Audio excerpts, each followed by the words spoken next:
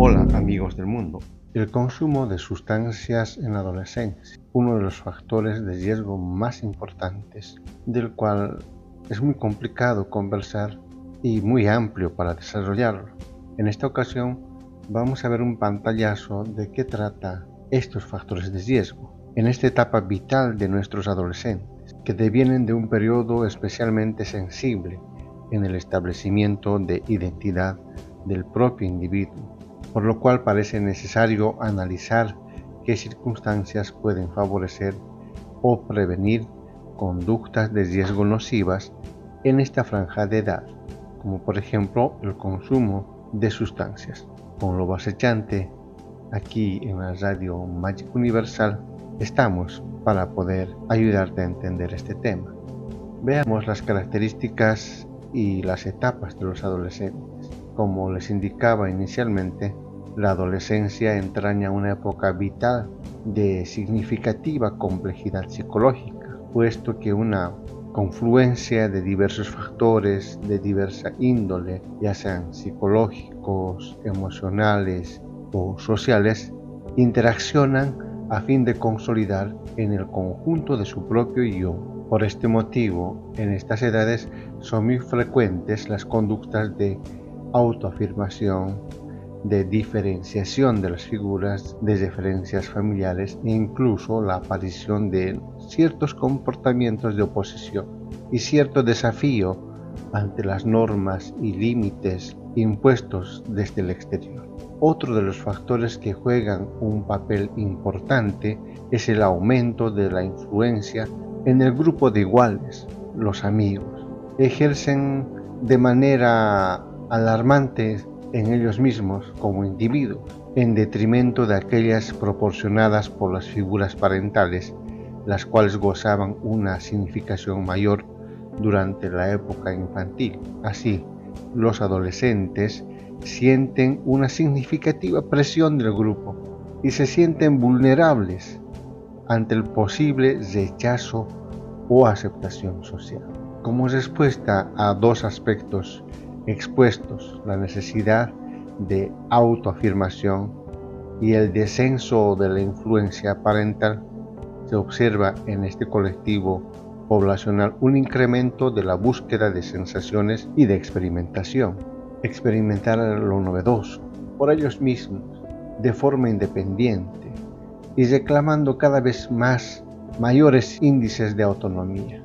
Los adolescentes suelen mostrar un perfil personal egocéntrico, lo cual conlleva en algunos casos al rechazo de la ayuda o del apoyo de un adulto. Así, la psicología del adolescente se encuentra como en un caballo entre un tipo de razonamiento infantil, más impulsivo e irracional, y una perspectiva un poquito más adulta, más serena y reflexiva. Por ello, aunque los adolescentes muestran ideas, pensamientos y preocupaciones distintas a las de los niños, les resulta todavía complejo adoptar perspectivas maduras, motivo por el cual devienen un colectivo especialmente vulnerable a las campañas publicitarias que asocian el consumo de sustancias a un perfil personal exitoso, socialmente atractivo, comúnmente mostrado en nuestras novelas o películas, donde el atractivo principal es el dinero y las sensaciones en el consumo de estas sustancias. Entonces, el fenómeno del consumo de sustancias puede definirse como un aspecto multifactorial, puesto que el efecto que ejerce sobre la persona deviene el resultado de tres grandes variables que confluyen: el individuo, el contexto donde se desenvuelve y las sustancias de consumo. Dentro de cada uno de estos ámbitos principales existe una serie de factores más concretos que pueden tener una influencia considerable en el potencial consumo de sustancias durante la adolescencia.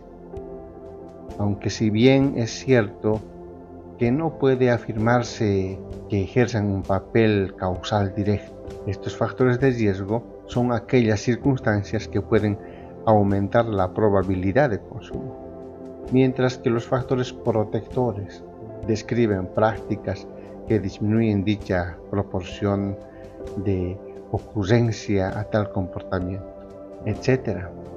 Otro aspecto serían las habilidades sociales y recursos sociales, con la competencia en comportamientos de interacción interpersonal o el conjunto de recursos personales que disponen el adolescente para establecer relaciones satisfactorias y adaptadas a la realidad, crucial para que pueda expresar sus opiniones, autoafirmarse y mostrarse crítico según las situaciones o circunstancias de riesgo.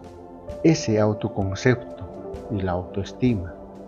Estos elementos están definidos por la forma en que el mismo individuo se describe a sí mismo, por la imagen personal que posee sobre su yo y por el grado de seguridad personal reflejado.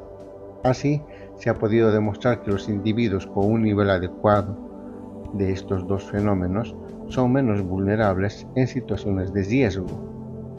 Ahora, por el contrario, cuando la autoestima es baja, el consumo puede realizar una función de evitación de frustraciones vitales, lo cual puede precipitar su consumo y futuras adicciones.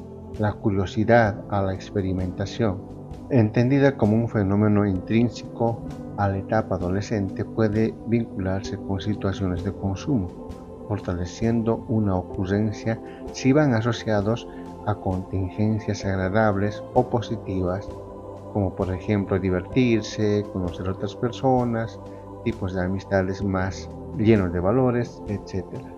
Estos factores relacionales tienen que ver con los contextos sociales por los que pasan los adolescentes.